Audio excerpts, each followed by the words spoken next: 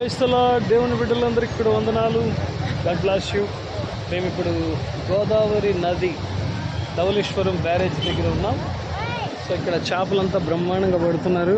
అమ్మో, హల్లెలూయా. అదే ధవళేశ్వరం బ్యారేజ్ చూస్తున్నారు. ఎంత పెద్ద బ్యారేజ్ కదా. దేవునికి మహిమ కలుగునగాక.